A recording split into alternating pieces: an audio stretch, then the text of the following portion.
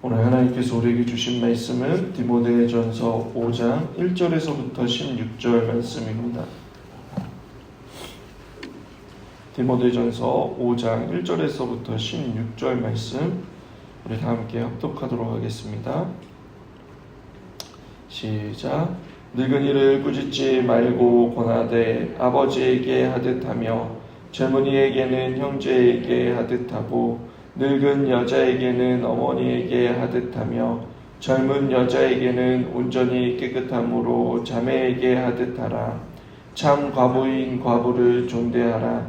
만일 어떤 과부에게 자녀나 손자들이 있거든 그들로 먼저 자기 집에서 효를 행하며 부모에게 보답하기를 배우게 하라. 이것이 하나님 앞에 받으실 만한 것이니라. 참 과부로서 외로운 자는 하나님께 소망을 두어 주야로 항상 간구와 기도를 하거니와 향락을 좋아하는 자는 살았으나 죽었느니라. 네가 또한 이것을 명하여 그들로 책망받을 것이 없게 하라. 누구든지 자기 친족 특히 자기 가족을 돌보지 아니하면 믿음을 배반한 자요 불신자보다 더 악한 자니라. 과부로 명부에 올릴 자는 나이가 60이 덜 되든지 아니하고 한 남편의 아내였던 자로서 선한 행실의 증거가 있어 혹은 자녀를 양육하며 혹은 나그네를 대접하며 혹은 성도들의 발을 씻으며 혹은 환난당한 자들을 구제하며 혹은 모든 선한 일을 행한 자라야 할 것이요 젊은 과부는 올리지 말지니 이는 정욕으로 그리스도를 배반할 때에 시집가고자 함이니 처음 믿음을 저버렸으므로 정죄를 받으니라. 또 그들은 게으름을 익혀 저쪽으로 돌아다니고 게으를 뿐만 아니라 쓸데없는 말을 하며 이를 만들며 마땅히 아니할 말을 하나니 그러므로 젊은이는 시집가서 아이를 낳고 집을 다스리고 대적에게 비방할 기회를 조금도 주지 말기를 원하노라. 이미 사탄에게 돌아간 자들도 있도다. 만일 믿는 여자에게 과부 친척이 있거든 자기가 도와주고 교회가 짐지지 않게 하라. 이는 참 과부를 도와주게 하려 함이라. 아멘. 오늘 본문에서 바울은 디모데에게 어떻게 교회 안에서 하나님의 말씀을 따라 그분이 기뻐하실 만한 인간관계를 맺어갈 수 있는가에 대한 교훈을 가르치고 있습니다. 성경에서 말하는 교회는 예수 그리스도의 몸으로서 우리 한 사람 한 사람을 지체라고 가르쳐 줍니다. 오직 예수 그리스도 안에서 예수 그리스도를 중심으로 다양한 신분과 계층 그리고 남녀노소 전부 다른 그러한 배경 속에서 성령으로 하나 된 공동체가 교회입니다. 또 교회는 영적인 한 가족입니다. 여호와 하나님을 아버지로 모시며 같은 신앙 고백 속에서 가족적인 일체감 속에 교회를 세워갑니다. 디모데전서 3장 15절에 바울은 교회를 이 집은 살아계신 하나님의 교회요라고 말하고 있습니다. 하나의 가족처럼 이해하고 있다는 것을 보여주는 것입니다.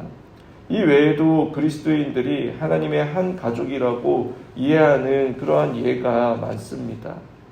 그렇게 가정 안에서 일어나는 갈등이 교회 안에서도 일어날 수 있는 것입니다. 가정은 법적인 구속력이 약합니다. 그 의미는 피는 물보다 진하다라는 말이 있을 정도로 어떠한 문제라도 팔이 안으로 굽을 수 있고 또 서로 이해하고 용서하고 받아주면 어떠한 문제라도 해결이 된다는 것입니다.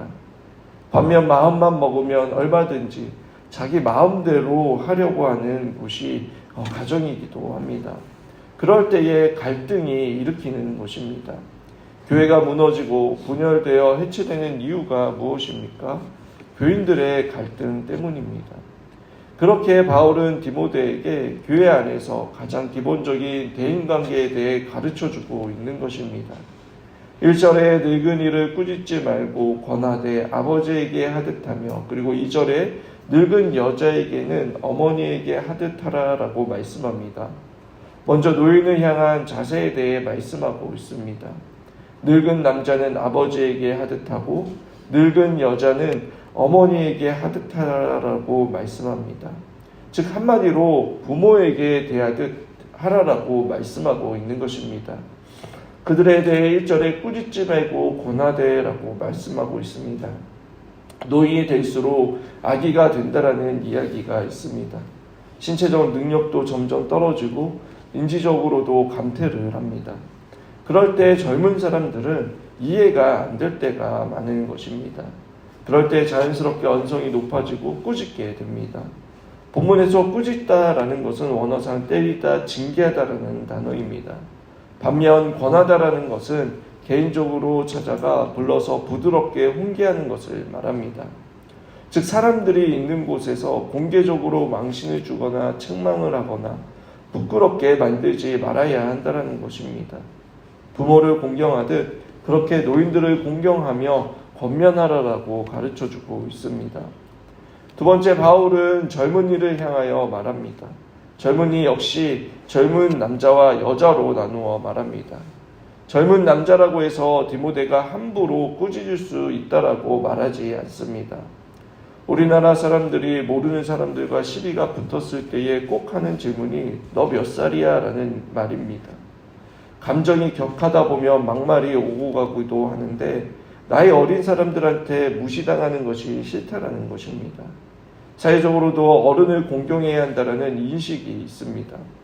그러나 나이가 많다라고 해서 그럼 나이 어린 사람을 함부로 대하면 안 된다는 것입니다. 바울은 친형제처럼 대하라라고 말하고 있습니다. 그 의미는 친형제처럼 상대에 대해 충분히 이해하고 있다라는 전제가 있습니다. 즉 상대방의 입장에서 충분히 공감하고 포용하는 태도로 대하라라고 말하고 있습니다.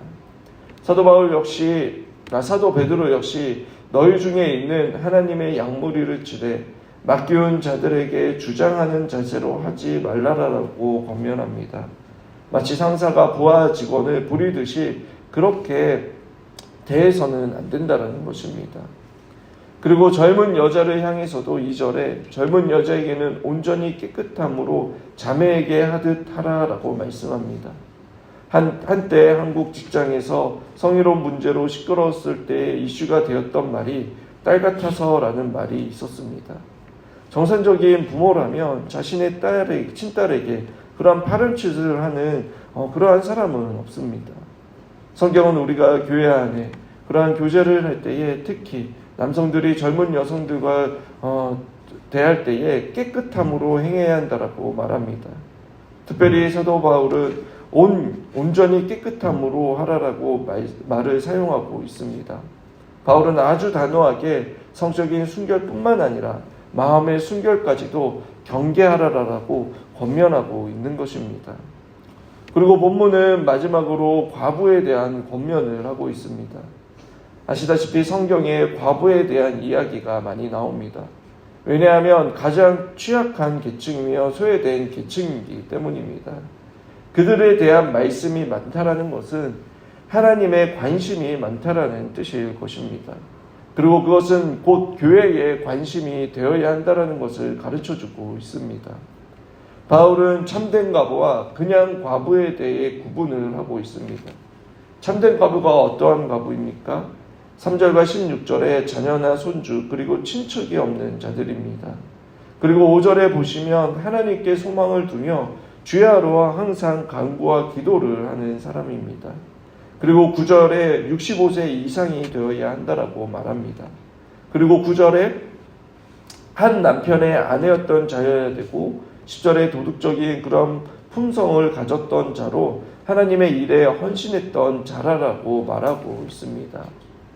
여러분 왜 이러한 기준을 세웠을까요? 그것은 아마도 초대교회가 참 과부에 대한 생활비 전체를 책임졌기 때문입니다. 이로 인해 이를 악용하는 사례들이 있었기에 참 과부와 그렇지 않은 과부를 구분했던 것입니다. 오늘 본문을 보시면 참 과부는 단지 교회에서 지원만을 받았던 사람이 아니었습니다. 전체 문맥 속에서 보면 교회를 섬겼던 사람들이었습니다. 아마도 오늘날로 말하면 권사나 여자 전도사의 역할을 했던 것 같습니다. 아무튼 바울은 디모데에게 참 과부에 대해 3절에 존대하라라고 말합니다. 재정적으로 도와주는 것과 함께 그들을 존경하고 인정하라라고 가르쳐 줍니다. 지금까지의 삶이 깨끗하고 아름다웠고 또 남은 삶도 하나님의 영광을 위해 사는 그러한 자들을 도와주는 것이 건강한 교회를 세우는 것이다 라고 가르쳐주고 있는 것입니다. 그리고 그냥 과부, 즉 도움을 줄 수 있는 자녀나 손주, 친척이 있는 경우는 그들로 하여금 과부를 돌보라 라고 권면하고 있습니다. 4절을 보십시오. 만일 어떠한 과부에게 자녀나 손자들이 있거든 저희로 먼저 자기 집에서 효를 행하여 부모에게 보답하기를 배우라 라고 말합니다. 그리고 16절에도 만일 믿는 여자에게 과부의 친척이 있거든 자기가 도와주고 교회가 짐지지 않게 하라. 이는 참 과부를 도와주게 하려 함이라 라고 말씀하고 있습니다. 달리 도움을 받을 길이 없는 사람들을 도와야 했기 때문에 책임져 줄 가족이 있다면 1차적으로 가족이 책임을 져야 한다는 것을 성경의 원칙으로 정하여 말하고 있는 것입니다. 8절에 이렇게 말합니다. 누구든지 자기 친족, 특히 자기 가족을 돌보지 아니하면 믿음을 배반한 자요 불신자보다 더 악한 자니라 라고 말씀하고 있습니다. 십계명에서도 내 부모를 공경하라라는 명령은 부모를 노년의 때에 책임지라고 돌보라는 의미가 있습니다. 또 하나님께서는 고엘이라는 제도를 주셔서 최소한의 그 생명을 가족들이 지킬 수 있도록 하셨습니다. 정말 가족이 없어 덥고 노인이라면 그때의 교회의 책임이 되는 것입니다. 교회는 NGO 단체가 아닙니다. 교회가 존재하는 1차적인 이유는 복음을 전하는 데 있습니다. 그 과정에서 외롭고 불쌍한 사람들을 만난다면 그때 그들을 도와주라는 것입니다. 바울은 말합니다. 교회가 짐지지 않게 하라라고 말하고 있습니다. 이것은 교회가 더 본질적인 사역을 감당할 수 있도록 과부를 돌보는 문제는 1차적으로 가족과 친척들이 책임을 져야 한다는 것입니다. 그리고 마지막으로 젊은 과부에게 대하여 바울은 11절에 젊은 과부는 명부에 올리지 말지니라고 말합니다. 그 이유에 대해 성경은 자세히 이야기하고 있지 않지만 추론할 수 있는 것은 참 과부들이 교회에서 사역을 하고 잘 대접을 받는 것을 보고 좋게 여겨 자신들도 그러한 대접받기를 원했던 자들이 있었기 때문인 것 같습니다. 그러나 바울은 젊은 과부에 대해서도 재혼을 하라라고 권면을 합니다. 11절과 12절에 젊은 과부는 올리지 말지니 이는 정욕으로 그리스도를 배반할 때에 시집가고자 함이니 처음 믿음을 저버렸으므로 정죄를 받으리라 라고 말합니다. 본문에서는 여러분 시집가는 것이 나쁘다라는 의미가 있는 것이 아닙니다. 중요한 것은 믿음을 저버렸다는 것입니다. 여기에서 믿음은 서약 혹은 맡기는 것을 뜻합니다. 과부로서의 지원을 받기 위해 나는 앞으로 절대 시집을 가지 않겠습니다. 그리고 주님을 위해 남은 인생을 주님께 드리겠습니다 라고 서약하고는 나이가 아직 젊게 좋은 사람을 만나게 되면 또는 성적인 유혹을 받고 죄를 범하게 되면 그것으로 인해 정죄를 받기에 과부의 명부에서 죄가 된다는 것입니다. 또 명부에서 죄되는 이유에 대해서도 13절에 또 그들은 게으름을 일으켜 집집으로 돌아다니고 게으름뿐 아니라 쓸데없는 말을 하며 일을 만들며 마땅히 아니할 말을 하나니라고 말하고 있습니다. 교회에서 생활비를 책임져 주니까 시간이 남아 여러 곳을 다니면서 사람들에 대해 헌담을 하게 되고 각종 추측과 소문의 원산지이자 전파의 도구가 된다는 것입니다. 그래서 이야기가 결국 돌아 여러분 당사자의 귀에 들어가 문제를 일으키는 것입니다. 그래서 바울은 14절에 이렇게 권면합니다. 그러므로 젊은이는 시집을 가서 아이를 낳고 집을 다스리고 대적에게 비방할 기회를 조금도 주지 말기를 원하노라 라고 말합니다. 문자 그대로 받아들이며 시집가서 아이를 놓고 가정을 돌보는 것이 여자의 일이다 라고 오해할 수 있습니다. 그러나 그런 의미가 아니라 선을 위해 적극적으로 살아야 한다는 것을 말하고 있는 것입니다. 게으름이 아니라 선한 일을 부지런히 행하는 자가 되고 남에 대해 쓸데없는 이야기를 하고 소문을 나누는 사람이 아니라 서로에게 덕이 되며 그러한 소문이 있다면 끊어버리는 그러한 자가 되어야 한다는 것입니다. 그리고 더 나아가 건강한 교회를 세우는 일에 좋은 일꾼이 되어야 한다는 것을 가르쳐 줍니다. 말씀을 정리하겠습니다.